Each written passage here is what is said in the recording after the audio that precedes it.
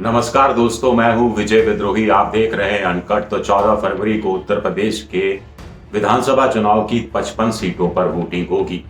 यहां पिछली बार बीजेपी ने 38 सीटें जीती थी और समाजवादी पार्टी ने 15 सीटें जीती थी। बीएसपी का खाता भी नहीं खुला था, कांग्रेस के हिस्से में 2 सीटें आई थी।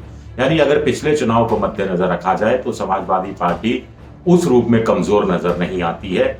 लेकिन कल क्या होगा, 14 फरवरी को क्या होगा? वैलेंटाइन डे है, मोहब्बत का दिन है। कुल मिलाकर इन 55 सीटों के लिए कहा जा रहा है कि मुसलमान और दलित जिस पार्टी से मोहब्बत करेगा या आपस में मोहब्बत करेगा, सियासी मोहब्बत की बात हम कर रहे हैं, वो पार्टी चुनाव निकाल ले जाएगी। और जिसके साथ ये मुसलमान और दलित बेवफाई करेगा, वो फिर सत्ता से उसका रास्ता दूर हो जाएगा। इसमें बड़ा इंटरेस्टिंग ये है कि मुसलमान और दलित अगर आरएलडी सपा गठबंधन से बेवफाई करता है तो परोक्ष रूप से उसकी मोहब्बत बीजेपी के साथ चली जाएगी। यहां एक मायावी मोहब्बत की भी अलग भूमिका है। मायावी मोहब्बत यानी मायावती की पार्टी की भूमिका। हम ये इसलिए कह रहे हैं क्योंकि इन 55 सीटों में मुसलमान और दलित ही तय करेंगे कि कौन ज्यादा सीटें जीतेगा। हालांकि यहां जाट फैक्टर भी है, किसान फैक्टर भी है, गन्ना किसान भी है और साथ ही साथ बदायूं और कुछ इलाकों में यादव वोटों की भी बहुतायत है। लेकिन इसके बावजूद मोटे तौर पर सारा का सारा ये 55 सीटों का जो दारोमदार है वो मुस्लिम और दलित सीटों पर ही दलित वोटों पर ही आकर सिमट गया लगता है। हम इसलिए कह रहे हैं क्योंकि 25 सीटें यहां पर ऐसी हैं, 55 में से 25 सीटें ऐसी हैं जहां मुस्लिम वोट 40% से ज्यादा है। इसी तरह 20 सीटें ऐसी हैं जहां दलित वोट 25% के आसपास है।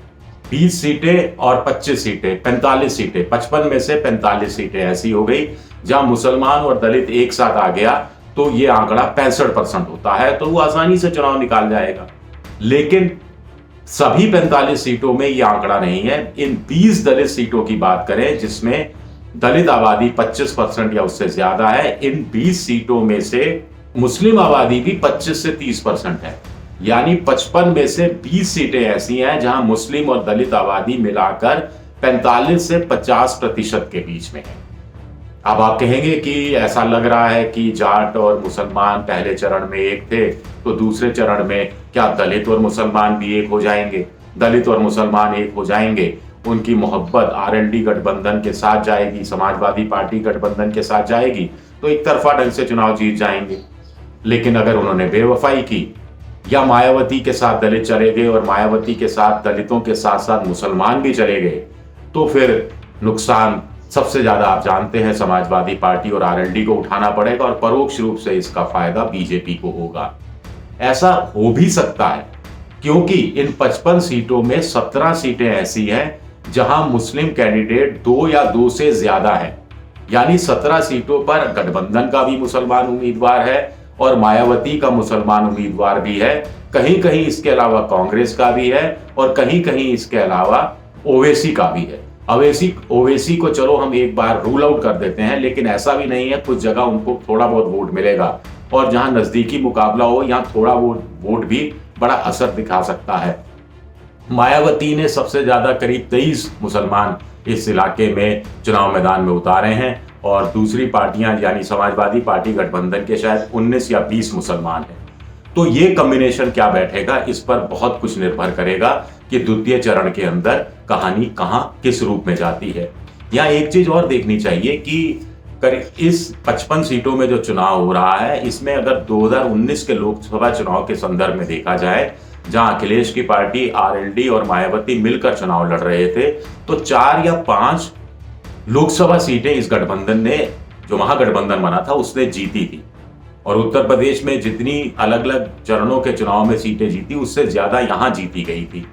मायावती का होल्ड यहां पर बिजनौर में है, सहारनपुर में है, कुछ आसपास के इलाकों में है। चंद्रशेखर रावण का जो होल्ड है वो सहारनपुर में माना जाता है और दलित वोट बट जाएगा, समाजवादी पार्टी के हिस्से में कुछ जाएगा या बड़ा हिस्सा उसका जो गैर जाटव दलित है वो चला जाएगा बीजेपी के हिस्से में, जैसा पहले जाता रहा है। इस पर भी बहुत कुछ चुनाव निर्भर करेगा। लोकसभा चुनाव के संदर्भ में एक फिगर और बता दें कि अगर लोकसभा चुनाव में जितनी सीटें ये गठबंधन जीता था उसको अगर विधानसभा सीटों में कन्वर्ट किया जाए तो 35 सीटों पर बढ़त हासिल हुई थी। 55 में से 35 सीटों पर गठबंधन को बढ़त हासिल हुई थी, लेकिन उस गठबंधन में पिछली बार मायावती शामिल थी, इस बार मायावती शामिल नहीं है। नगीना की सीट थी, सहारनपुर की सीट थी, इसके अलावा अमरोहा की सीट थी, 2 सीटें और थी लोकसभा की जो इस गठबंधन के पक्ष में या उनके साथ गई थी। नैरेटिव की जहां तक बात करें तो बीजेपी फिर वही कानून व्यवस्था की बात है, 5 किलो मुफ्त अनाज की बात है, हिजाब वाला मुद्दे को भी उठाने की अपनी तरफ से वो कोशिश कर रही है, लेकिन थोड़ा सीमित है उनका ये मामला। इस बार बहुत जोर शोर से नहीं उठा रही है। विकास के नाम पर प्रधानमंत्री मोदी की रैलियां शुरू हुई हैं, उसके नाम पर फिर पन्ना प्रमुख, अर्ध पन्ना प्रमुख और फिर तमाम बूथ मैनेजमेंट वाली चीजें हैं, इनके भरोसे बीजेपी है। और सबसे ज्यादा बीजेपी भरोसा कर रही है शायद मायावती पर कि मायावती डेंट लगाएंगी। मुस्लिम 17 सीटों पर जहां 2 या 3 मुसलमान खड़े हैं उम्मीदवार, वहां कुछ ना कुछ बंटवारा तो होगा ही। और ये कुछ ना कुछ बंटवारा अगर थोड़ा सा बढ़ जाए, दलित और मुसलमान आरएलडी गठबंधन के पक्ष में या समाजवादी पार्टी के गठबंधन के पक्ष में खुलकर सामने नहीं आए, जाट और मुस्लिम का जो पहले चरण जैसा जो रुझान माना जा रहा है कि शहरी क्षेत्र में 50-50%, गांव के क्षेत्र में 60 और 40%, ये विपक्ष का दावा है या दूसरी पार्टियों का दावा है। अगर उतना रहे या उससे कम हो जाए तो बीजेपी के लिए एक चांस, एक मौका निकल सकता है। जब 38 सीटें जीती थी तो 38 के कितना करीब वो पहुंचने की अपने लिहाज से कोशिश कर सकती है। तो 14 फरवरी वैलेंटाइन डे, मोहब्बत का दिन, और दलित और मुसलमान की मोहब्बत, सियासी मोहब्बत, मायावती के साथ की सियासी मोहब्बत दलितों की, ये इस पर ये चुनाव द्वितीय चरण बहुत कुछ निर्भर करने वाला है। और द्वितीय चरण के बाद कुल मिलाकर उत्तर प्रदेश की 113 सीटों पर वोटिंग हो जाएगी। इन 113 सीटों में से पिछली बार 91 सीटें बीजेपी के खाते में गई थी। 113 सीटें यानी 403 सीटें हैं कुल, उसका करीब 28% वोटिंग पूरी हो जाएगी। द्वितीय चरण के बाद जब तीसरा चरण शुरू होगा या उसका चुनाव प्रचार शुरू होगा, जो अभी से चल भी रहा है, तो उसमें अगर बीजेपी अपने नैरेटिव को चेंज करती है, अगर समाजवादी पार्टी अपने नैरेटिव को चेंज करती है, तो फिर उसके हिसाब से आंकलन लगाना पड़ेगा कि पहले 2 चरण में ये पार्टियां खुद के लिए क्या क्या अनुमान लगा रही हैं।